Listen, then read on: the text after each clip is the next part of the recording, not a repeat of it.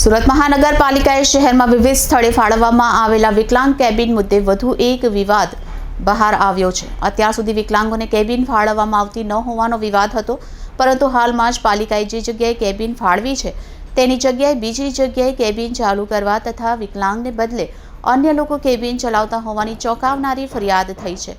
સામાન્ય લોકો સાથે સામાજિક કાર્યકર મીનાક્ષી મોદી અને કોલેજ દ્વારા તેમના કેમ્પસ બહાર કેબિન ગેરકાયદેસર ચાલતી હોવાની ફરિયાદ કરતા તંત્ર પણ ચોંકી ગયું છે। સુરતના અઠવા લાઇન્સ વિસ્તારમાં આવેલી કેપી કોમર્સ કોલેજ દ્વારા પાલિકાને એક અરજી કરવામાં આવી છે, તે ઘણી જ ચોંકાવનારી છે। આ અરજીમાં તથ્ય હોય તો પાલિકા દ્વારા વિકલાંગોને જે કેબિન ફાળવવામાં આવી છે તેમાં કૌભાંડ ચાલી રહ્યું હોવાના આક્ષેપ થઈ રહ્યા છે। કોલેજ દ્વારા કરવામાં આવેલી અરજીમાં જણાવવામાં આવ્યું છે કે કેપી કોમર્સ કોલેજને અડીને આવેલા રોડના ફૂટપાથ પર વિકલાંગ કેબિન ફાળવવામાં આવી છે તે ગેરકાયદેસર છે। આ કેબિન મૂકવા માટે પાલિકાએ ગોકુલમ ડેરીની સામેની તરફની જગ્યાની ફાળવણી કરી છે, પરંતુ કોલેજની બહાર ફૂટપાથ પર પાકું ચણતર કરીને કેબિન બનાવી છે। શૈક્ષણિક સંસ્થાની આસપાસ આવા પ્રકારની કેબિનની પરવાનગી નથી, તેમ છતાં કેબિન ચાલી રહી છે। તેથી જો અન્ય જગ્યાએથી આ જગ્યાએ સ્થળાંતરની પરવાનગી આપી હોય તો તે પણ રદ કરવી જોઈએ તેવી માંગણી કરવામાં આવી છે।